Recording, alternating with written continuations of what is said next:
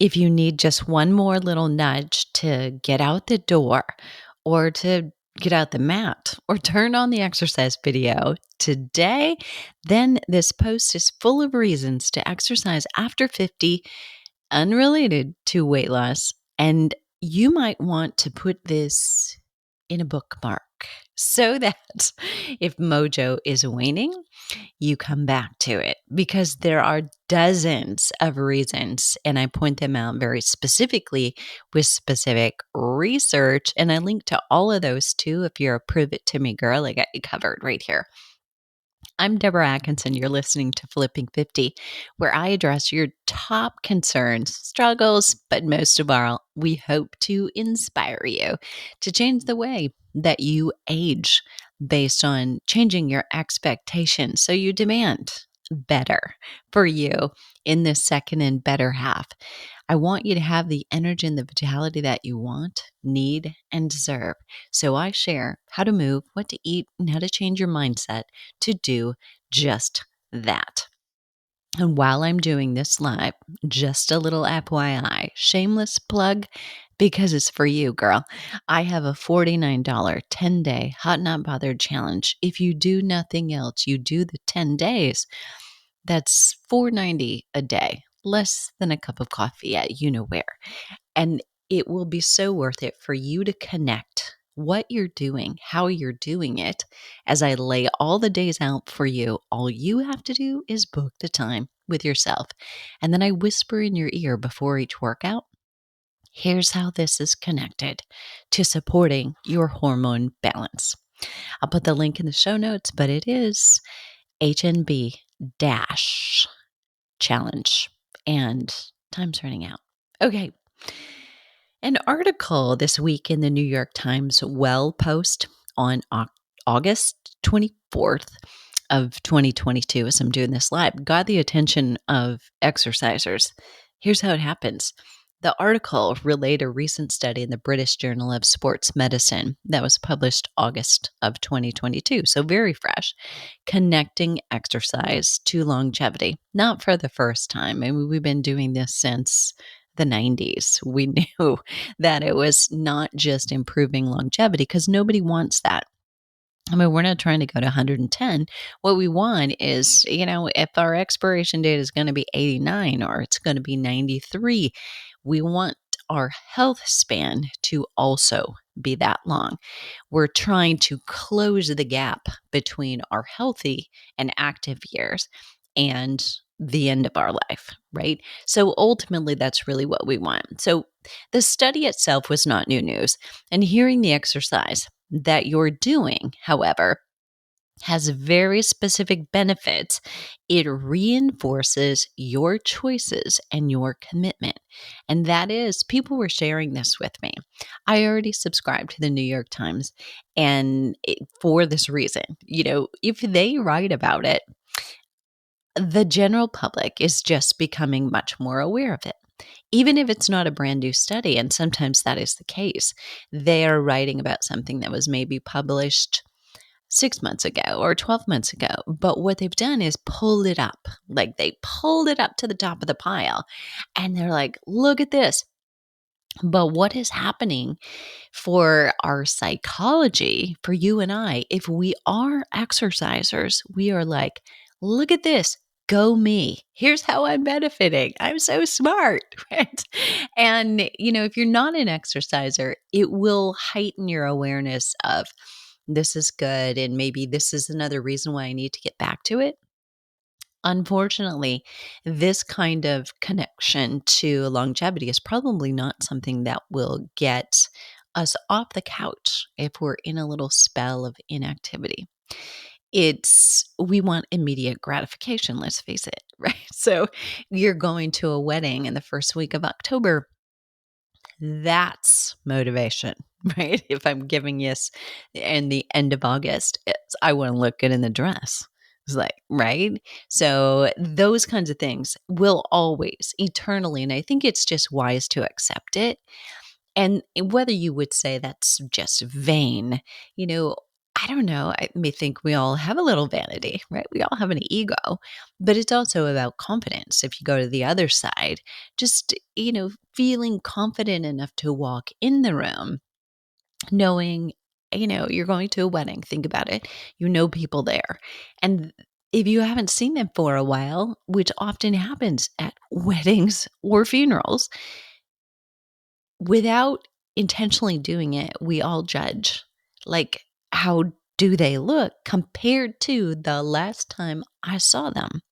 That is going on in all of our minds. So, back to let's talk about the long story, the longevity value of exercise and the immediate benefits. So, consider this episode really an argument or persuasive argument. Can we say that? For both. It's a 2 for 1. So I'm really going to dig in deep here for you. And again, all the research is here. This is all scattered throughout the decade of flipping 50, before it was even flipping 50, when I thought Forever Fit and Fab was a good idea.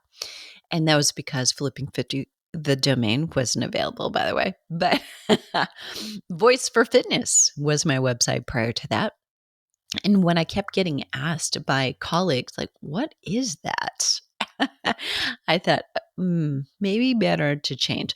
So we've landed on Flipping 50. We love that. We share research all the time. You'll find far more of it in every blog, and every podcast is science-based. And the base of the science is on women in midlife. So I'm not sharing a lot of science, or any, if I can avoid it, on mice or rats, because, I just don't think we can extrapolate that out yet. So even though this is not new news, remember this, that with ongoing research on the placebo effect, every time you hear a study that reinforces the health habits, say the exercise choices that you're making, they consciously plug you into, when I'm working out, this is helping me by X, Y, and Z. And that alone amplifies the results. So, what I just said, again, in a different way. So, you're exercising, you're strength training. What's probably happening is you're getting stronger, you're increasing your lean muscle mass. That ultimately is going to increase your metabolism and support your body composition improvement. So, the physical stuff is happening. But when you consciously focus on this is happening, you amplify results. It's been proven over and over again, meaning you get a little stronger. You're probably able to lift a little bit more weight until you reach fatigue. You don't have as much oxidative stress. All of that has been proven. So, literally, these things, hearing them again and again, can really be helpful for you. Okay, so let's face it, as we get closer to the end of our own lives, our closer to death, that really doesn't sound good, closer to our own mortality, longevity does mean a little bit more to us, as long as it comes with health span. If we lost some significant health ground during the pandemic due to illness or inactivity, there's a greater chance that we're motivated to exercise, but maybe by fear, feeling like, oh my gosh, I'm way behind, I got to catch up. As long as we don't get too far behind, because there is a line, like a threshold, where often we will throw in the towel. Like, you feel like, I'm really far behind. There's no way that I'm going to actually even do any good. And if you are listening right now, you feel that's you, I call BS. Okay. Doesn't matter how much weight you've gained.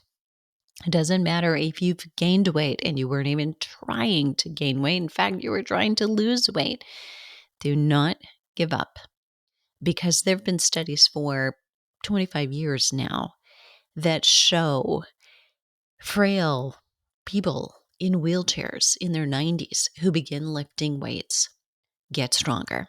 They have a little less likelihood that they're going to gain lean muscle mass. I mean, some of the things aren't there. Their appetite, number one, they're not probably eating enough protein to really support that. But we know that anyone starting is enjoying benefits, and weight loss may not be the first thing. And of course, the title of this podcast, this is non-weight loss reasons to exercise after 50. So we're going to go deep in here, and you are benefiting no matter what. There is no way that we cannot say, even if you're not losing weight, that you are not healthier. You are healthier because you're exercising, and we can get it as right as possible and then begin to look at other reasons why you may not be getting the results you want. So, what about you if you're listening and you look pretty good, right? Or, nobody, including you, thinks you need to lose weight. What is your motivation to exercise? Because for a lot of people, that is a motivation. And, even those people who, to the rest of us, look amazing, and we would think, "Oh, I wish I looked that bad," right? If she doesn't like the way she looks, I'll take it. But it's all subjective. It's all how you feel about you, and somebody says, "Well, you don't look it. I would never know it." And I'd say, I have to say, you don't know me. Like you don't know what is normal and usual for me. And that was it's been an eye opener for me as so what I do and why I'm here. So we're not immune as fitness and health pros. When I work with functional doctors on hormones, even women, and more so, I would have to say, women say, "Well, you look great, you look amazing." And I would say, thank you.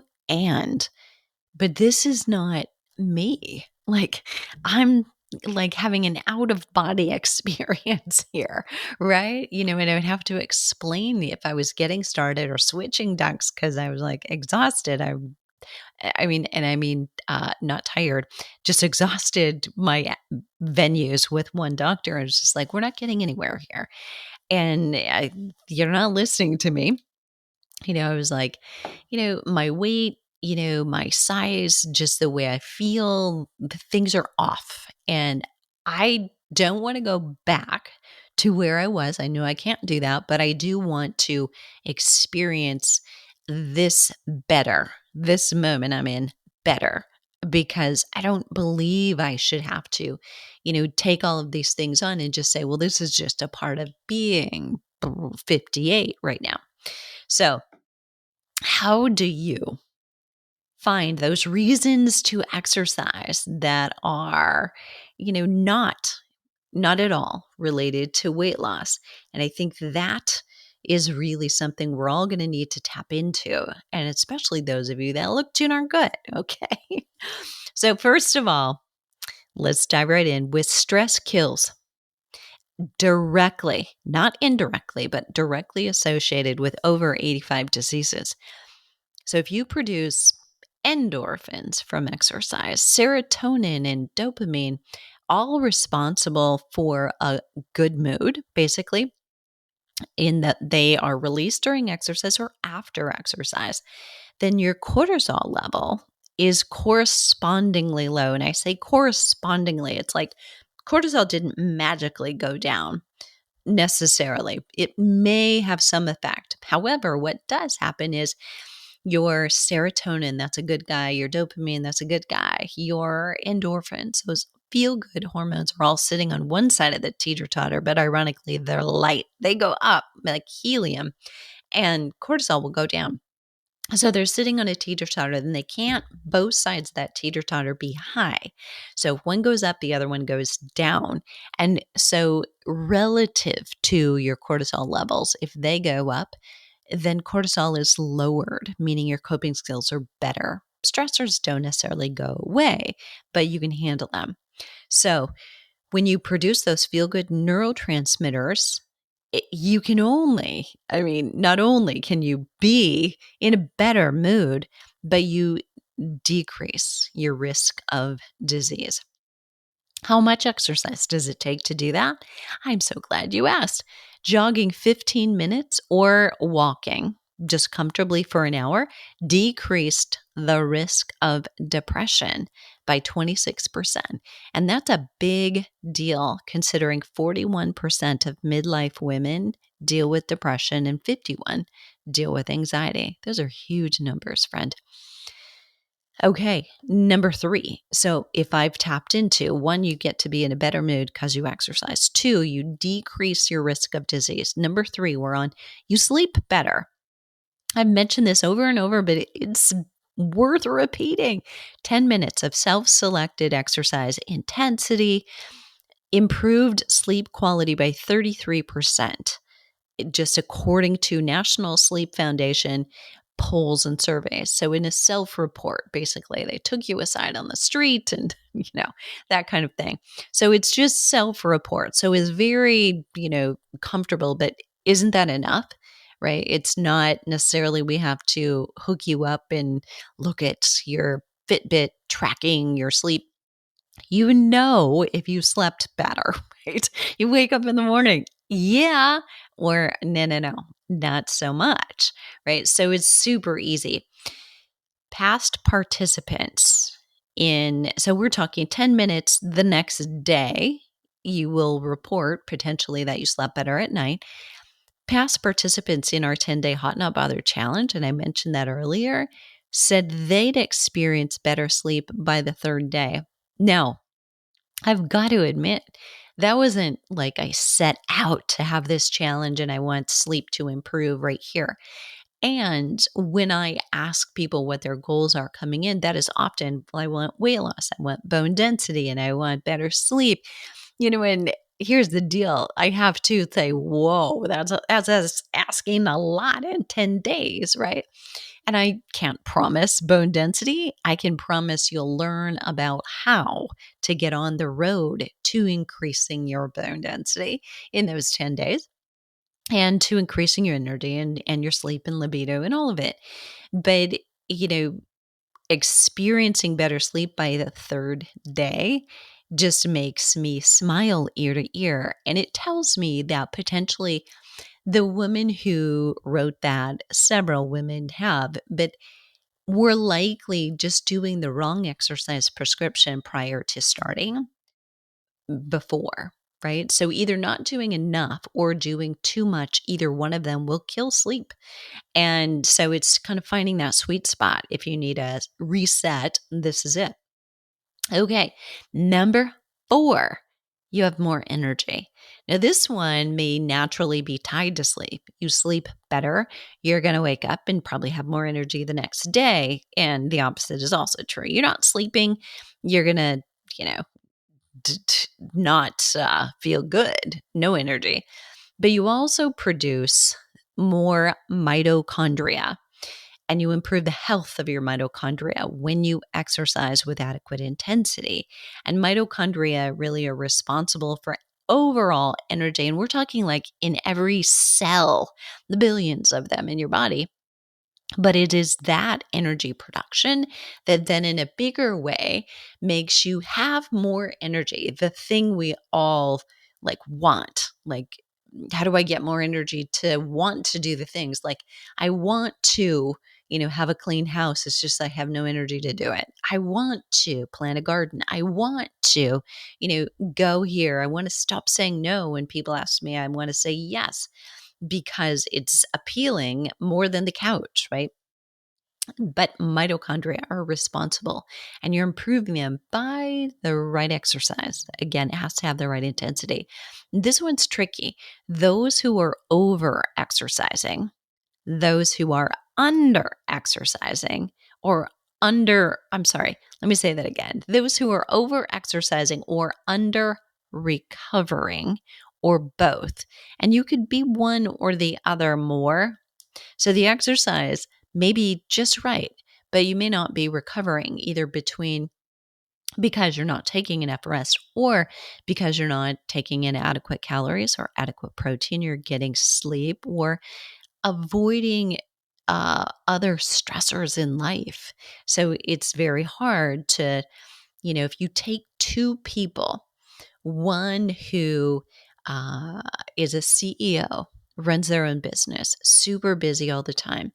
And another who is, maybe has a job, but works reasonable hours, starts at a very specific time, ends at a specific time, weekends to themselves, a lot of choice about what they eat and when they eat it.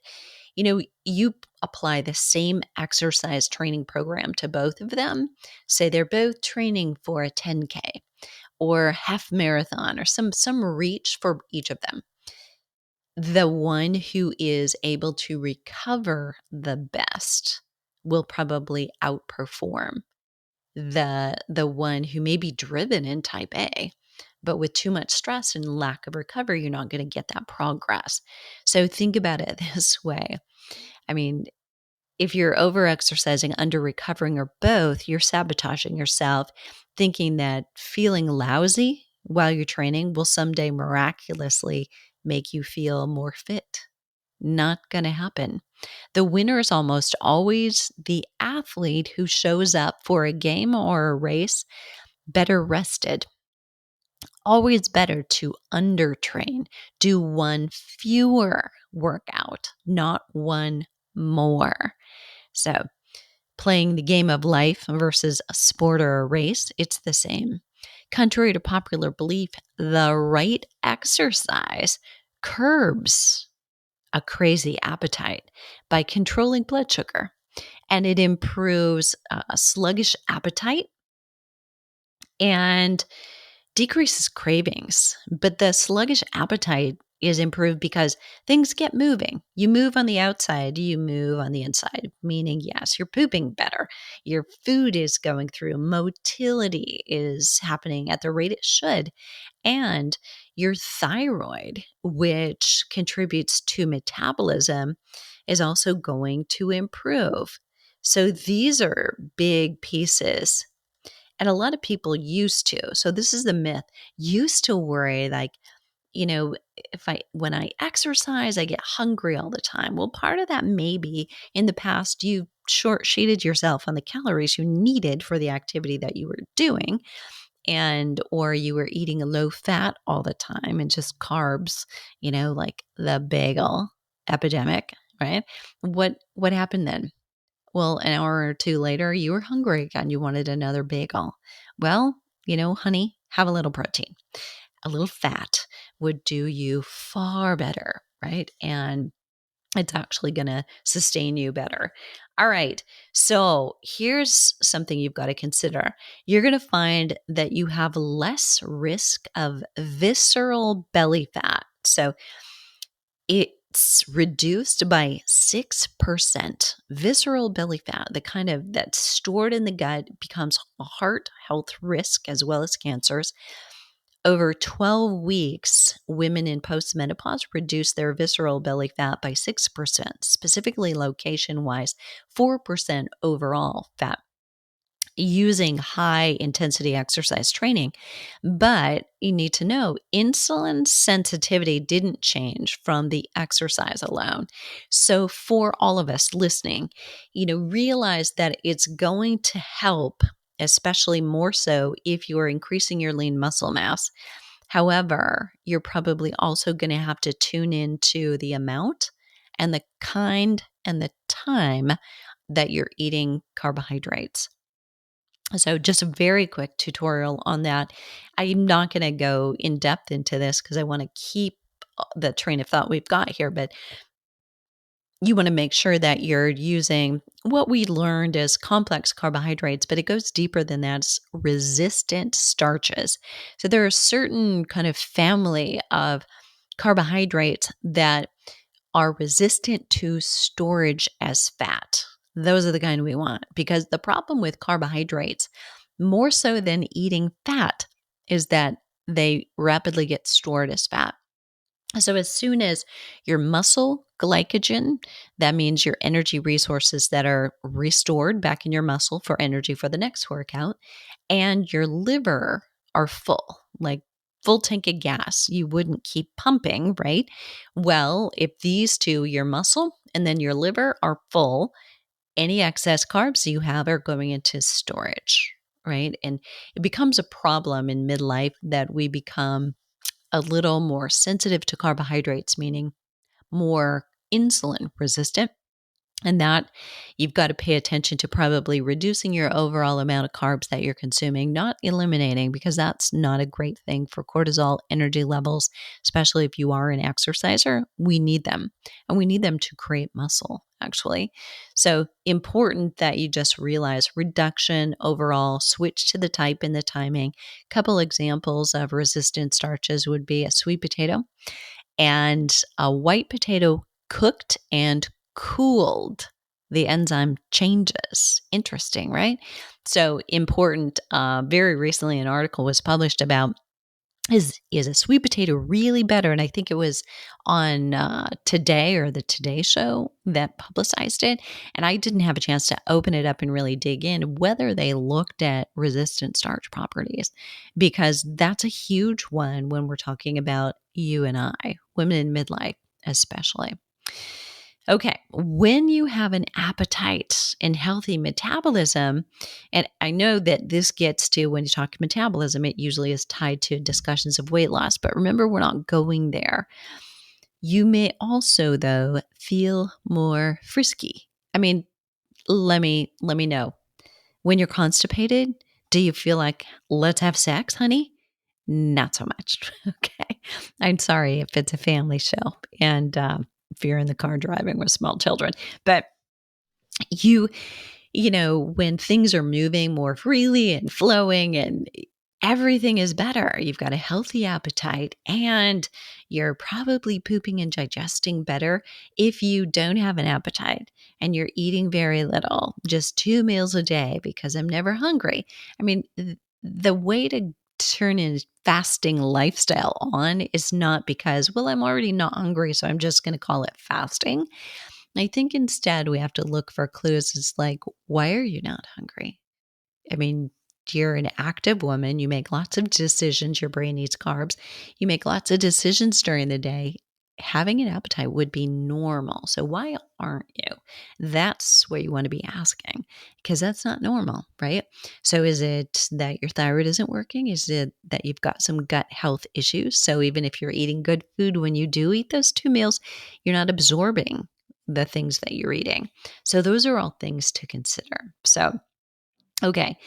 So exercise, almost all kinds of exercise, by the way, get you moving and get your hips moving. And when your hips are moving, you're getting more blood flow to your hips, to your pelvis, and you have better digestion because that's very related to that area as well. And you probably, because you're exercising, naturally that spills over into eating better or drinking a little bit more water. You just become a little more conscious. And then you have improved metabolism and that libido improves significantly. Now, let's talk about that. And by the way, better digestion from exercise, let me talk about how that happens.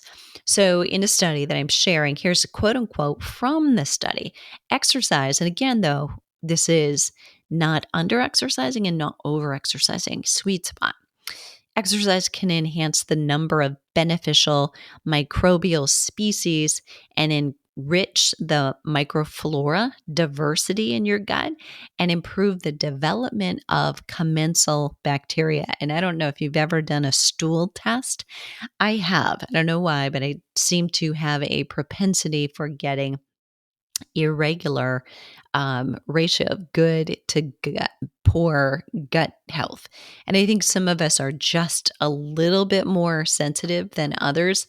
Things to watch out for is, yes, of course, you're feeling more bloated all the time, but also what really woke me up to it is that, I used to be able to eat anything and I wouldn't think of throwing like food out, after 3 days.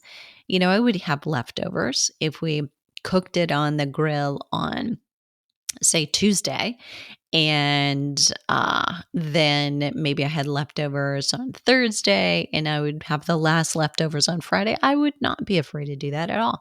Well, when you don't have good gut bacteria, your gut may not be able to handle that. So although the food is not spoiled, it is not as good, right? I mean, it doesn't have high quality. It's flirting with not being spoiled, right?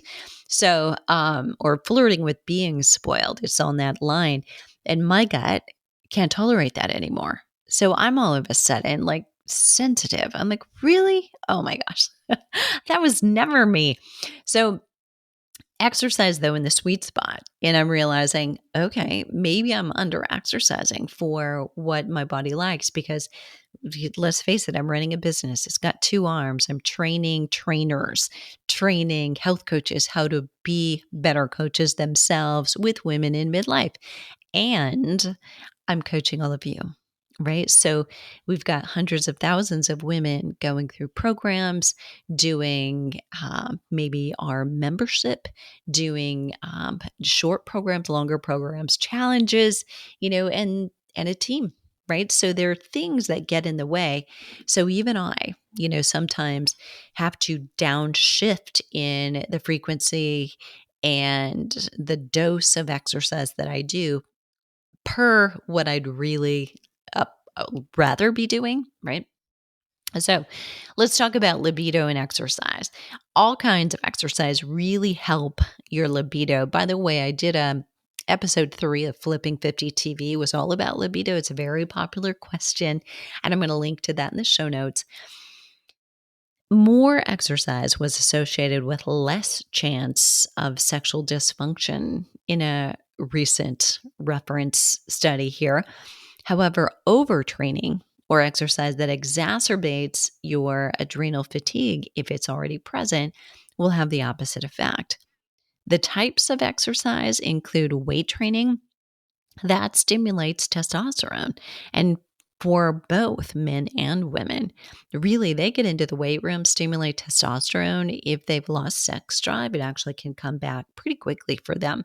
For us females, it's more of a short time hit, literally. So if you are thinking you're getting frisky tonight or want to, do some exercise, specifically in strength training, may boost your testosterone level. So it's fairly short lived. So plan that little session for after exercise. And short, intense intervals will also benefit testosterone. And those like Pilates or yoga, those are going to calm you down. Probably not going to stimulate that immediate boost quite as much, but maybe by moving through the pelvis and getting you to be more aware of it. And then, of course, specifically, Kegels, just, doing them anywhere, anytime on the way home from the restaurant, in the car. You might want to turn that on. So, all of those things are supportive. For women, sexual arousal after exercise is short lived.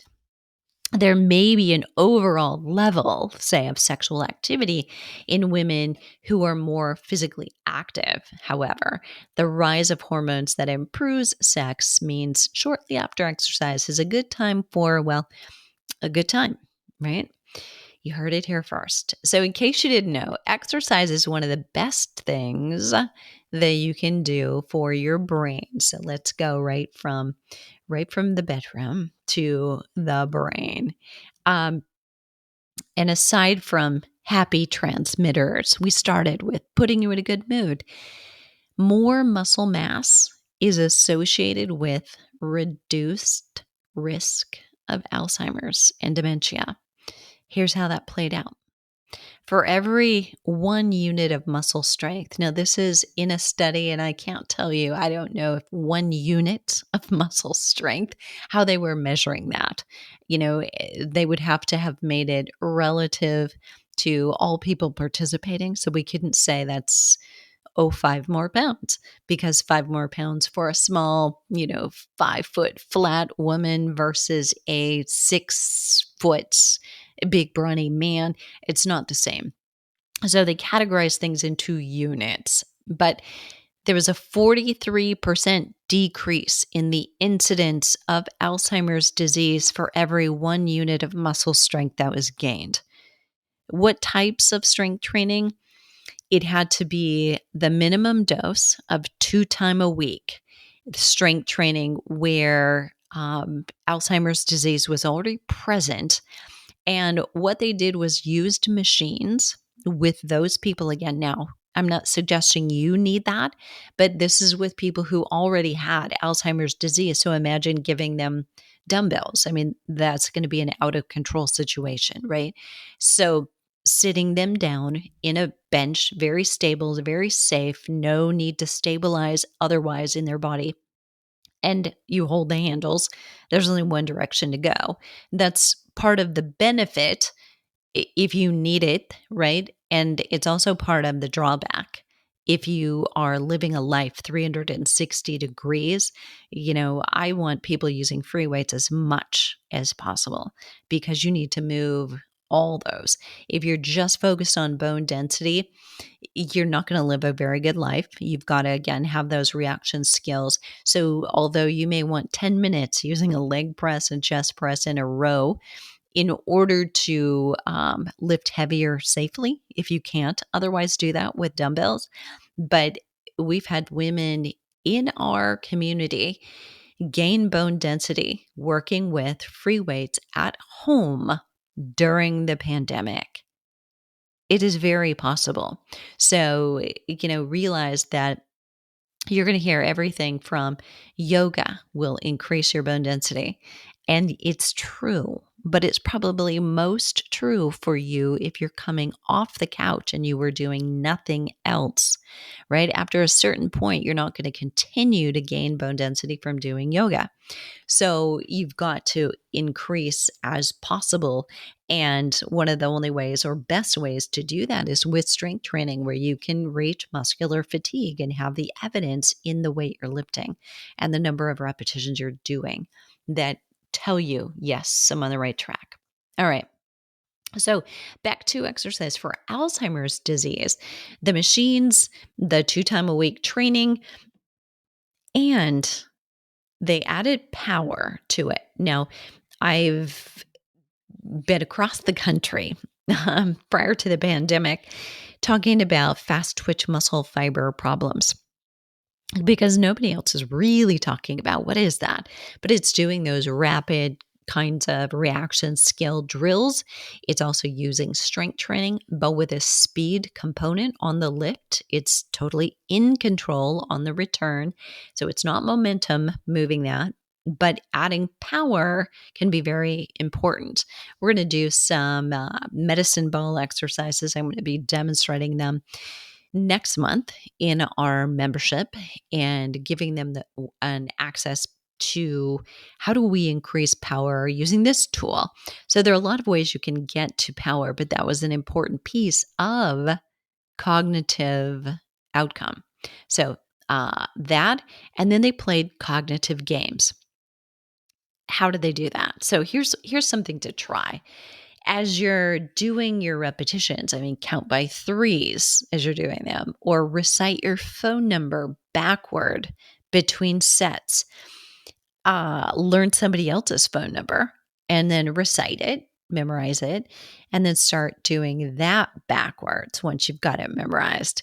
Then tell me your phone number by the 4-digit number first, the area code next, and the middle digits next, right? So it's causing you to have to think and connect dots and determine your age. What was your age in 1977? Or how old would your grandmother be today if she were alive? Like just all little problem solving things. You know the answer, you can come up with them, but you have to kind of go, okay, let me see. How old was I in 77? For some of you, if that was your birth year or you were 10 years old, it's easy, right? But for others of us, it's like, wait a minute, let me do the math here. How am I going to get there? So that turns on the brain. Guess what else?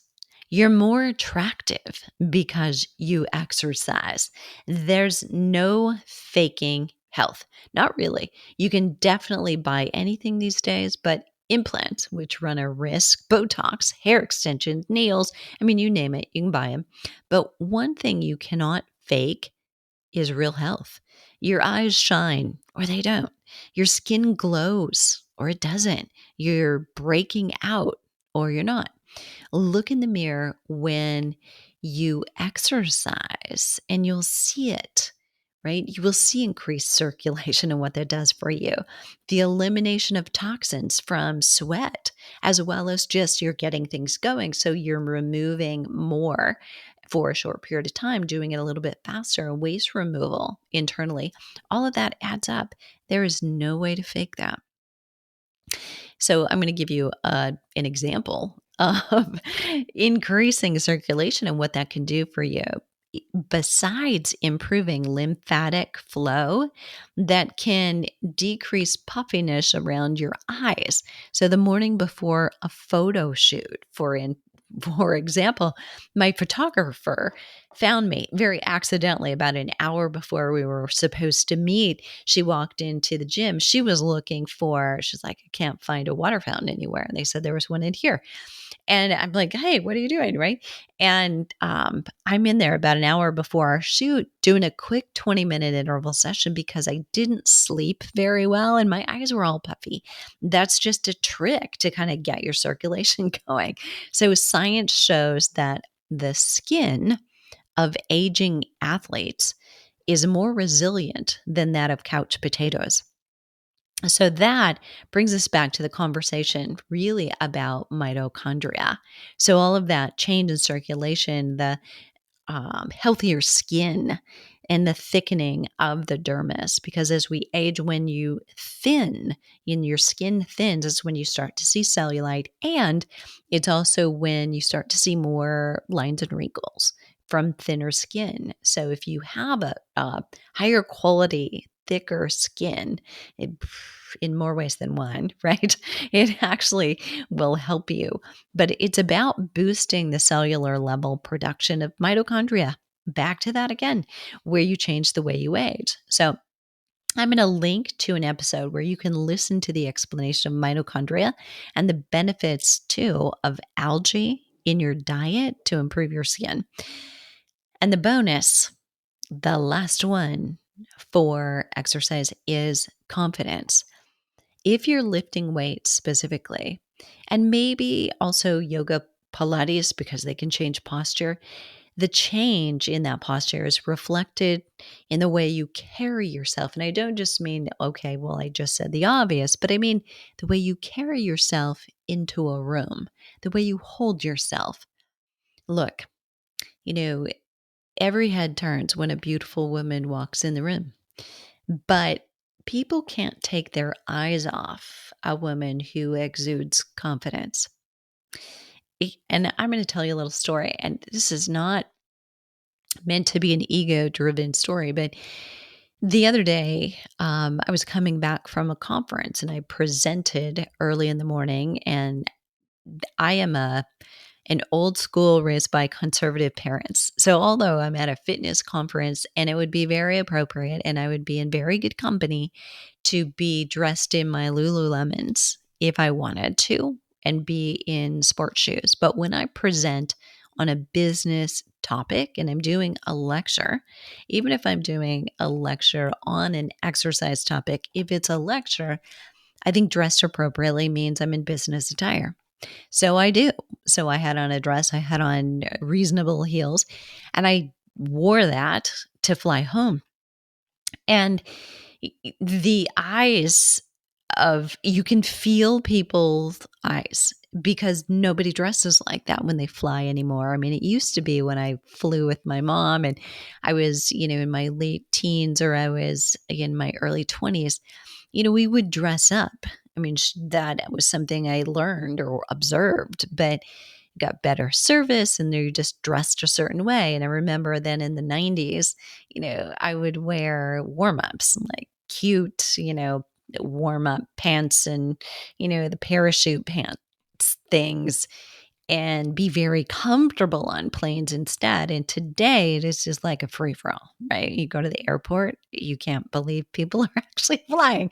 But that is my experience. So if you are a casual flyer and you're very comfortable and you prefer to do it that way, awesome. But if there were a lot of people watching, and it's I noticed that because I was dressed differently, I was holding myself differently. My posture was different because I was in a dress. And so it was like I have to represent the dress almost. And I think that's what garnered attention.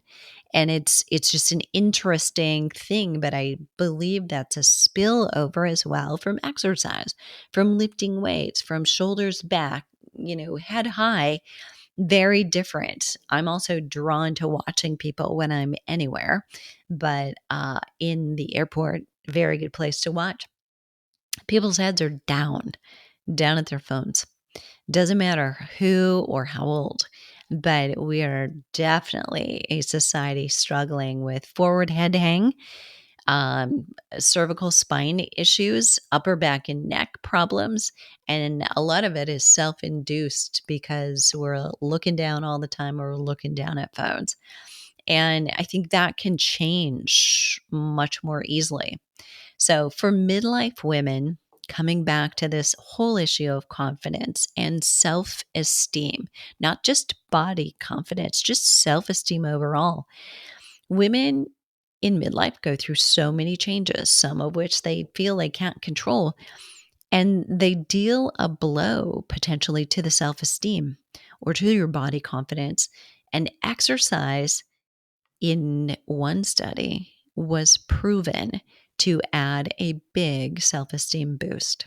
So it's not the only study of its kind, but I think super important, kind of on the opposite extreme of the continuum of depression and anxiety. There is then in the middle maybe a boost in your mood and your cognitive function. And then on the other side, there's just change in my self esteem. That affects every aspect of your body.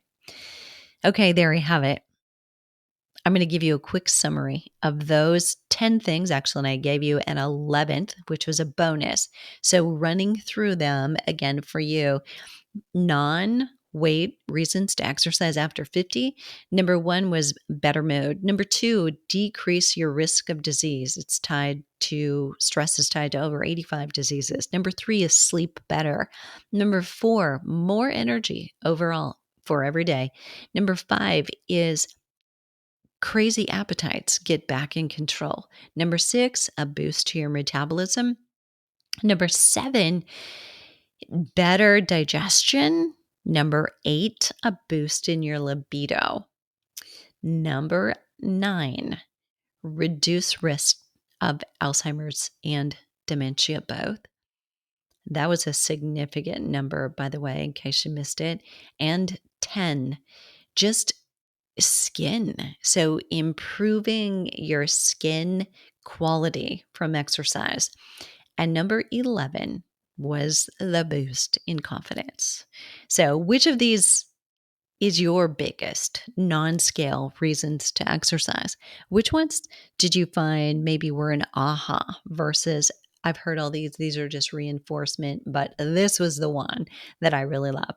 I love hearing from you. So if you would leave me a comment below the show notes, big favor, would you, if the Flipping 50 podcast adds value to you, to your life, to the motivation that you may have to exercise, would you share it with a friend?